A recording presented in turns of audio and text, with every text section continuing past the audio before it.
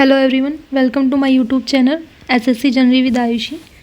आज हमारा टारगेट का 46 डेज़ है, तो हमें देखना है हमें अपने 46 डेज़ में क्या क्या टारगेट कंप्लीट करना है। ठीक है, तो ये 17 जनवरी के लिए टारगेट है। देखते हैं कि हमें क्या क्या कंप्लीट करना है। 17 जनवरी के लिए टारगेट मैथ्स में क्या करना है। मैथ्स में हमारा पाइप एंड सिस्टम वाला चैप्टर चल रहा था। ठीक है, इसमें हमारा आज सेकेंड डे है, तो हमें अच्छे से इसकी PYQ प्रैक्टिस करनी है। जो लोग रिपीटर्स हैं और जो बच्चे बिगनर्स हैं उन्हें थ्योरी कंप्लीट करनी है अपनी। किसी भी टीचर से आपने कोई पेड कोर्स लिया हुआ है, गगन प्रताप सर से कर रहे हो, या फिर 20/20 डेज़ वाली क्लास देख रहे हो आप, या फिर एनी टीचर्स, कोई भी जिसका आपको अच्छे से समझ में आ रहा हो, जिससे आपको सेटिस्फेक्शन मिल रहा हो कि हाँ मेरे क्वेश्चन अटैम्प्ट हो रहे हैं, मैं यहाँ से पढ़ूंगा तो मेरा एग्ज़ाम क्लियर हो जाएगा। ठीक है, तो उस टीचर से आपको पढ़ना है। बहुत से बच्चों का डाउट्स होता है कि मैम मैं जिस टाइम वीडियो देखता हूँ उस टाइम तो मेरे क्वेश्चन हो जाते हैं, बट बाद में नहीं होते। देखो, जब हम वीडियो देखते हैं ना तब हमें उस चीज़ का पता होता है, उस टाइप के क्वेश्चन हम कर लेते हैं, तो इस वजह से हमारे उस टाइप क्वेश्चन अटैम्प्ट हो जाते हैं। लेकिन हम 1 या 2 दिन बाद जब हम उन क्वेश्चनों को अटैम्प्ट करते हैं तो हम भूल जाते हैं कि हमने क्या मेथड पढ़ा था। तो उसके लिए क्या होता है, उसके लिए ना आपको प्रैक्टिस करनी पड़ेगी। अब प्रैक्टिस कैसे करनी है, जैसे देखो जो बिगनर्स हैं, जैसे उन्होंने 5 से 4 चैप्टर कंप्लीट किए, तो उन्हें अपना अब 1 घंटा स्पेशली अपने रिवीजन में क्या, जैसे फॉर्मूलेज वगैरह हो गए वो रिवाइज़ किए, फिर 15 मिनट हो गई इसे रिवाइज़ करने में। ठीक है, फिर जब आप लोगों के ये रिवाइज़ हो गए उसके बाद फिर आपको 45 मिनट क्या करना है, प्रैक्टिस करनी है। ठीक है, किसी भी बुक से, तो सब चैप्टर्स के जितने जितने चैप्टर्स उनके कंप्लीट हो गए उनके 5 से 6 क्वेश्चन डेली लगाने हैं। ठीक है, तो इससे आपका एक रिवीजन टाइप भी होता रहेगा और आपको क्वेश्चन भूलोगे भी नहीं। ठीक है, तो आप लोगों को ये वाला चीज़ें जो है ये फॉलो करनी है अब से। ठीक है, तो आज ट्यूसडे है, कल वेडनेसडे है, तो वेडनेसडे से आपको ये चीज़ें फॉलो करनी है कि मेरे जितने भी 5 से 4 चैप्टर हो गए हैं मैं डेली एक चैप्टर के 3 से 4 क्वेश्चन डेली अटैम्प्ट करूँगा। ठीक है, तो ये वाली चीज़ें आप लोगों को करनी है। जो बिगनर्स हैं, जो रिपीटर्स हैं, उन्हें तो देखो PYQ की प्रैक्टिस करनी है, सिर्फ फॉर्मूले रिवाइज करने हैं और PYQ की प्रैक्टिस करनी है। ठीक है, तो अब आ जाते हैं रीजनिंग में हमारा सिटिंग अरेंजमेंट वाला चैप्टर चल रहा है, जिसका कल लास्ट डे था, तो 3 डेज़ कंप्लीट हो गए। अब जो लोग बिगनर्स हैं उन्हें बुक से प्रैक्टिस करनी है। ठीक है, तो 50 क्वेश्चन लगाने हैं आपको, या तो आप सेक्शनल मॉक दे लीजिए टेक्स्ट बुक पे, आपको पता चल जाएगा सिटिंग अरेंजमेंट से कितने क्वेश्चन हमसे बन पा रहे हैं और कितने नहीं बन पा रहे, या फिर आप बुक से प्रैक्टिस कर लीजिएगा, जो भी आपके पास बुक हो। बस टाइम ये रहेगा कि आपको 1 घंटे में क्योंकि अभी तो आपकी इतनी स्पीड नहीं होगी, तो 1 घंटे में आपको 50 से 70 क्वेश्चन करने हैं। ठीक है, और टाइमर लगा के करना है, और फिर इनको एनालाइज भी करना है। इस 1 घंटे में क्वेश्चन भी अटैम्प्ट करने हैं और एनालाइज भी करना है। क्वेश्चन अटैम्प्ट करने के लिए सिर्फ 30 मिनट लीजिएगा। ठीक है, ज़्यादा टाइम लोगे तो आपके लिए बेनिफिट नहीं होगा, तो 30 मिनट्स में आपको 50 से 70 क्वेश्चन करने हैं। बाकी अगर कोई प्रॉब्लम आती है तो आप मेरे को बता सकते हो। ठीक है, अब जाते हैं इंग्लिश में वोकैब वाला पोर्शन चल रहा था, तो जिनके 1000 वोकैब हो गए हैं उन्हें अभी रिवाइज़ करना है। कल से स्टार्ट होगा 1000 प्लस वोकैब वाला, तो कल से हम न्यू वोकैब स्टार्ट करेंगे। आज हमें रिवाइज़ ही करना है। ठीक है, तो आज भी वोकैब का रिवीजन डे है, क्योंकि देखो जब हम वोकैब का टेस्ट देते हैं ना, मान लो आपने इंग्लिश का मॉक दिया, तो यहाँ पे ऐसे ऐसे क्वेश्चन आते हैं जो हमने पढ़े हुए तो होते हैं, बट हमारा रिवीजन नहीं होता और हम उसको कनेक्ट नहीं कर पाते।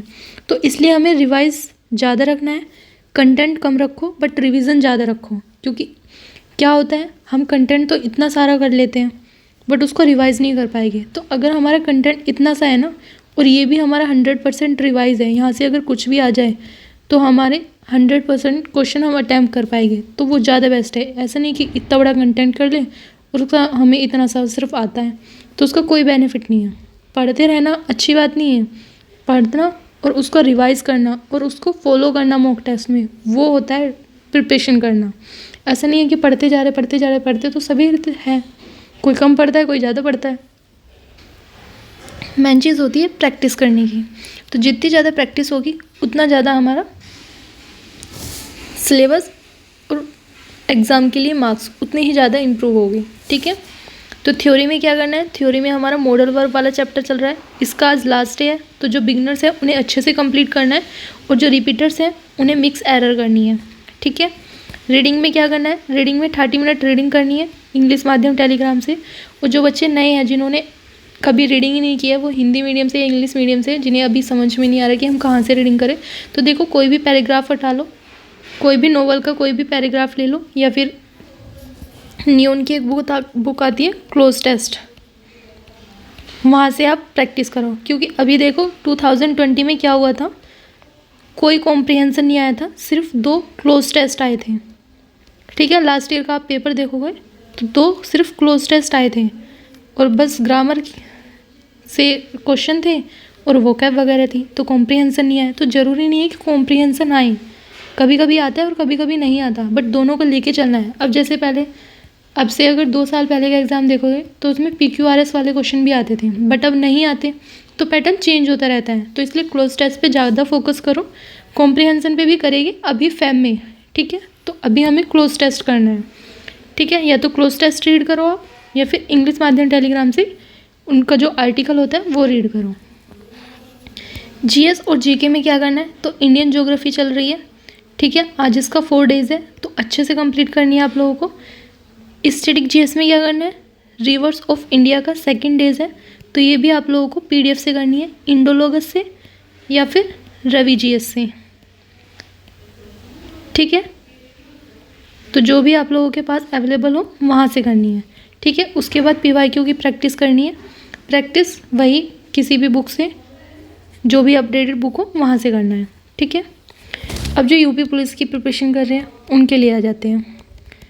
देखो यूपी पुलिस में क्या था, हमने लास्ट टाइम लिंग वाला चैप्टर किया था कि इसमें स्त्रीलिंग और पुल्लिंग वाला, ठीक है।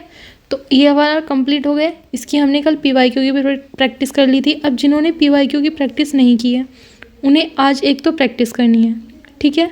प्लस वचन और कारक, ये दोनों बहुत छोटे से टॉपिक हैं, तो ये दोनों टॉपिक आप लोगों को करने हैं आज, ठीक है। फिर इसके बाद जब आपके ये दोनों टॉपिक हो जाएंगे तो कल इसके PYQ की प्रैक्टिस करेंगे, तो ये हमें कल करना है, ठीक है। अब आ जाते हैं यूपी GK में। यूपी GK में क्या चल रहा है, तो देखो हमारी एक PDF थी जो मैंने आप लोगों को टेलीग्राम पे भेजी हुई है, तो वो पढ़नी है। ट्यूसडे है, वेडनेसडे, कल वेडनेसडे है, तो वेडनेसडे से अब उसके रिवीजन स्टार्ट होगा, और प्लस लास्ट ईयर के क्वेश्चन। अब ये लास्ट ईयर के क्वेश्चन आपको कहाँ पे मिलेंगे, तो ये लास्ट ईयर के क्वेश्चन आपको टेक्स्ट बुक पर मिलेंगे, वहाँ पे यूपी GK करके डालना, वहाँ पे लास्ट ईयर के सारे क्वेश्चन आ जाएंगे। अब जिन्हें नहीं मिलेंगे वो एक बुक परचेज़ कर लो RWA की या फिर कोई भी, तो वहाँ से करना है, या फिर प्रैक्टिस सेट जो RWA यूट्यूब पे करा रहा है वहाँ से भी कर सकते हो, ठीक है। तो जिसको जहाँ पे सूटेबल लगे टेक्स्ट बुक पे, बुक से या फिर RWA से, वो वहाँ से कर सकते हैं, ठीक है। मैथ्स और रीजनिंग सेम है, GS में वही चल रहा है, ज्योग्राफी।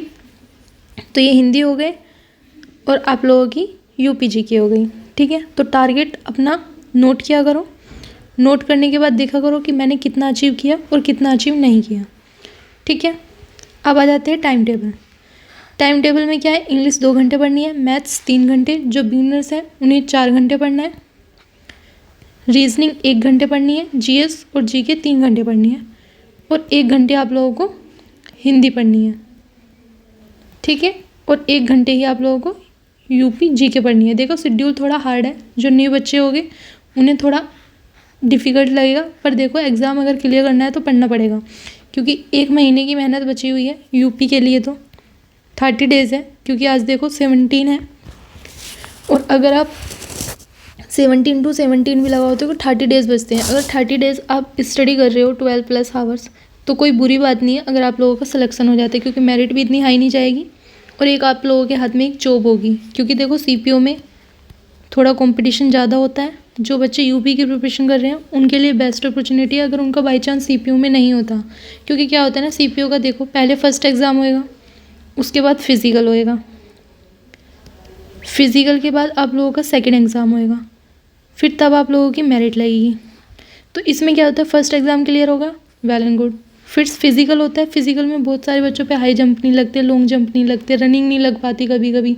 अभी मेरा एक कॉलेज का फ्रेंड था, उसका फिज़िकल था, उसने अच्छे से प्रिपरेशन किया, डीपी का था, बट उसका क्या हुआ कि उसका लॉन्ग जंप नहीं लग पाया और वो आउट हो गया। और वहाँ पे सिर्फ 3-4 बच्चे थे डीपी के जो सिलेक्ट हुए हैं।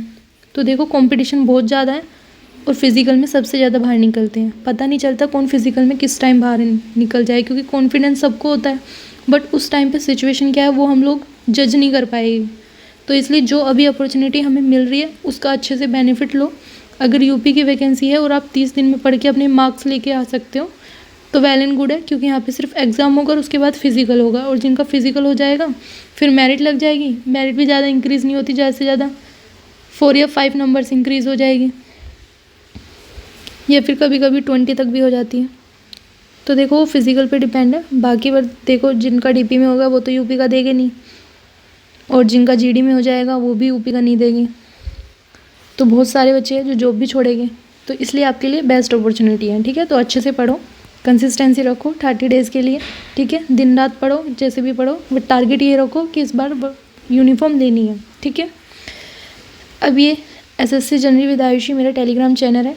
आपको अगर वीडियो अच्छी लगी हो तो प्लीज़ लाइक और सब्सक्राइब कीजिएगा। बाकी अगर कोई डाउट्स रहता है किसी भी चीज़ के रिगार्डिंग, स्टडी के रिगार्डिंग, तो आप मुझे टेलीग्राम पर मैसेज कर सकते हैं। लिंक आप लोगों को डिस्क्रिप्शन में मिल जाएगा। वहाँ से मैं आप लोगों को, एक ग्रुप होता है डाउट ग्रुप, उसका मैं लिंक आप लोगों को सेंड करती हूँ। ठीक है, तो जिसकी कोई भी प्रॉब्लम होती है या फिर मॉक टेस्ट वगैरह का ऐसा सेंड करना होता है तो उसे ज्वाइन कर लीजिएगा। मैं पर वीक भी भेजती हूँ और बीच बीच में भी भेज देती हूँ। ठीक है, तो वहाँ से ज्वाइन करके अपनी जो भी प्रॉब्लम है वो शेयर कर सकते हो। ठीक है, thank you for watching my video. मिलते हैं नेक्स्ट वीडियो में, तब तक के लिए जय हिंद, जय भारत।